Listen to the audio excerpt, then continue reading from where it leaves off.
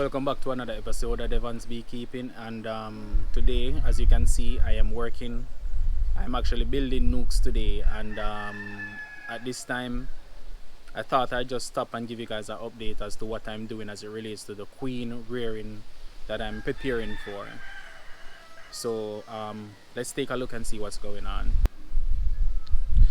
Alright, so I pretty much wanted to talk to you about the style nucs that I have decided that I'm going to be using henceforth. I decided that I'm not going to be doing any 5-frame nucs anymore, because based on how I want to do my style of queen wearing, and it is not like anything new or under the sun. A lot of other beekeepers have done it, and I've looked at their videos, and this is what I've adopted and decided that I'm going to be working with.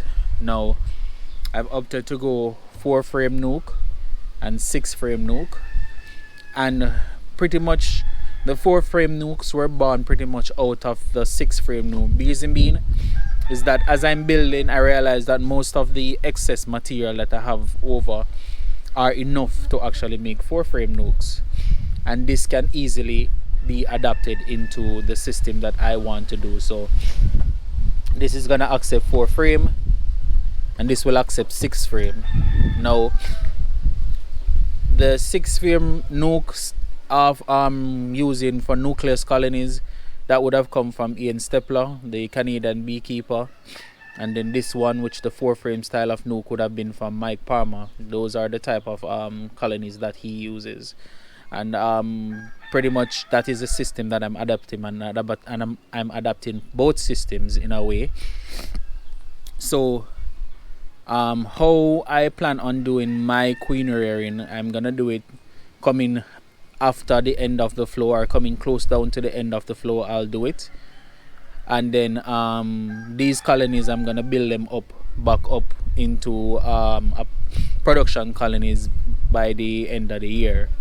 So I need something that is gonna have adequate enough space, and I prefer the 6-frame in that case, because the 6-frame nuc is strong enough, or once I get them out to our 5 to 6-frame nuc, they're strong enough where I can move them into a 10-frame deep and they won't be a problem.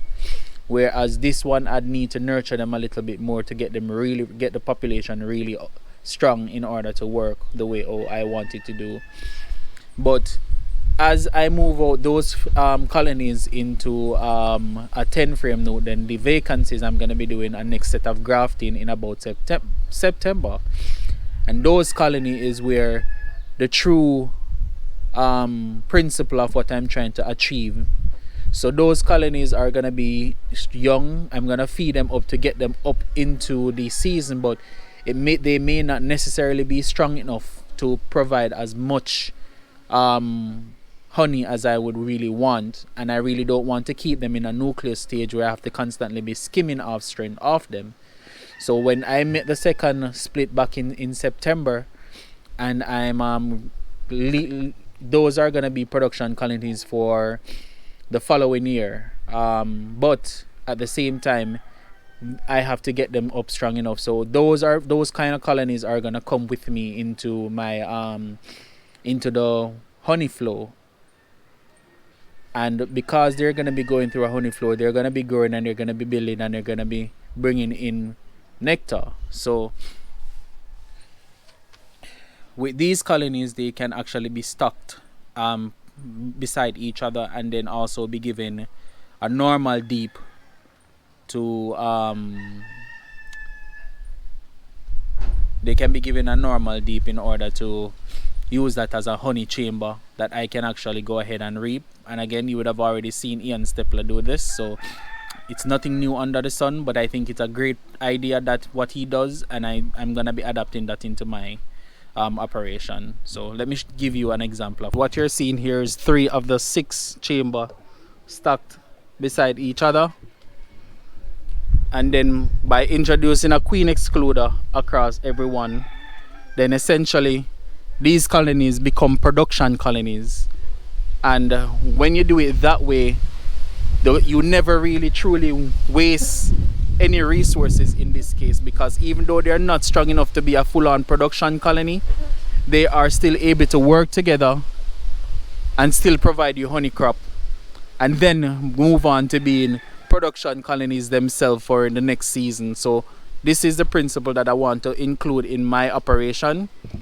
So as you can see, stocks in between, everything works and everything is pretty good. I try to do it as best as possible, and they fit pretty nice and neat like that. So the next thing about it is the next one that we are looking at, which is the 4 framers. You can stack 2 of them side by side, and they are able to work together to full a deep. That's what I want. That's what I want in the system, and I'm gonna show you. All right, so guys, so same setup. 2 4-frame nuc give you a 10 frame that you can use a queen excluder to separate the chambers, and both of them will all work together to fill this with honey. So pretty much that is the system that I'm gonna be using at the moment. Now I've been getting in the other equipments that I need for the queen wearing. So for my queen wearing process, I'm gonna need excluders, simply because I'm gonna need a shaker box. Again, this is gonna be off of Mike Palmer's wearing setup of wears in queen. So you get a 10 framer, you put 10 frame over the 10 frame, and of seal brood in the top, and then once you do that, you give them 10 days, and then you come back, everybody is hatched out into it, and then from there you take the top, put it down. But you're always gonna need a queen excluder for that, because once you select the queen rear hive and you put the excluder on top of it, all the 10 frames that you're going to be putting will be above the queen excluder, and then they'll come up and take care of the brood until the brood has hatched out. So this system is what I'll be using, and then for that you're going to need grafting tools. So this that you looked at is just a prototype that I was doing. I'm going to set it up a little better, but pretty much in essence you have the grafting bar, and then you have the grafting cells, and these cells will accept a larvae in it. Once you put the larvae in it and then you set this on the bar, they'll dry it out. These are not really JZBZ, they're just normal ones that you can find on the internet that comes at a better cost, and they come in different color too. The bees don't really care about the color, and I don't either, so they'll draw queens down in it, and that's all that I want from them. Then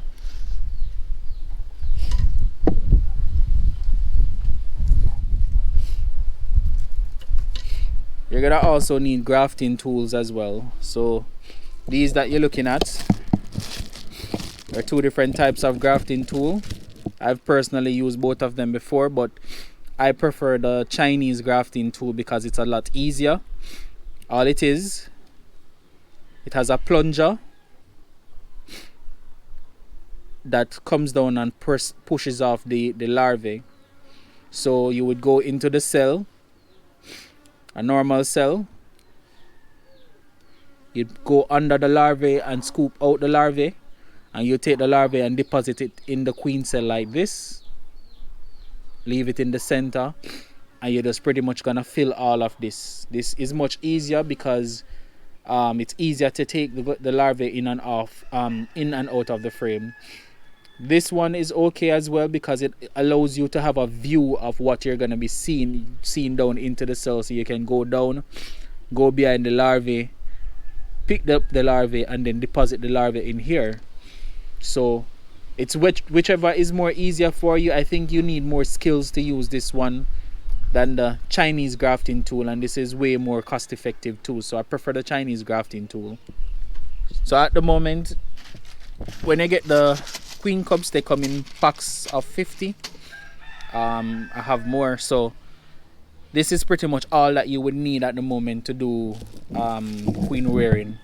I find that this method is a lot more easier, and that was my problem for the last season. I tried to do the walkaway split, but it wasn't as effective as I would want it to be. Too much resources, and you have to constantly be waiting and delaying the brood and delaying the brood, delaying the cycle and delaying the cycle.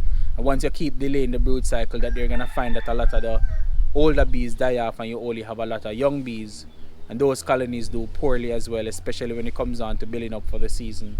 So with this method, I don't have to do all of that. I only take out what I need, 2 framers for the queen castle, just to allow them to the queen to go out and mate.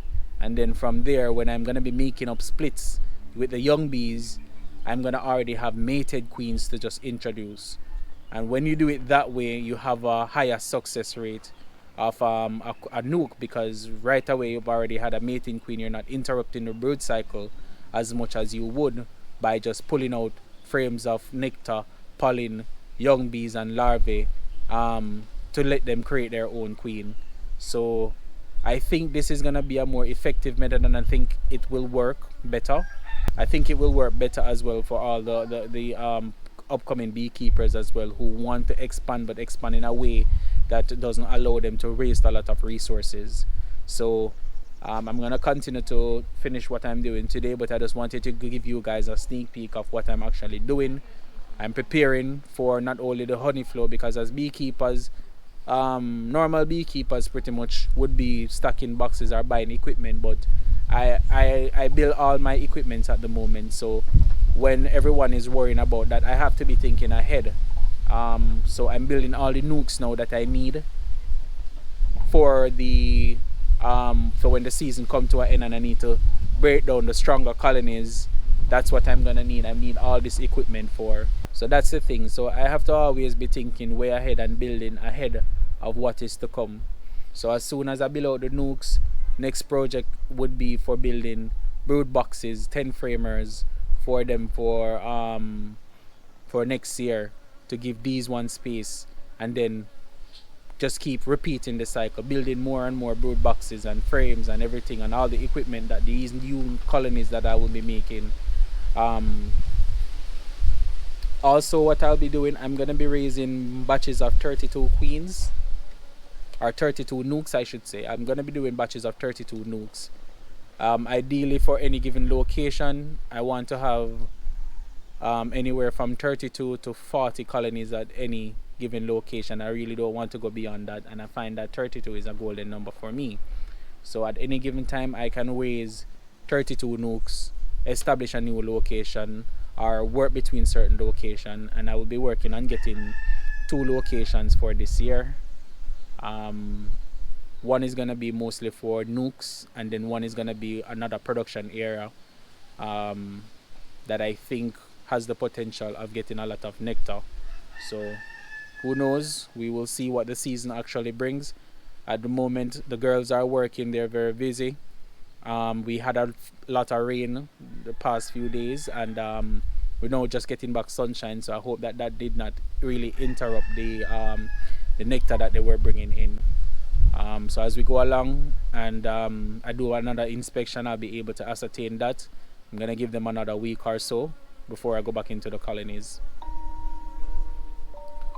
So as usual guys, thanks again for watching. Getting back to work, and as usual, like, share, comment, and let me know what you think.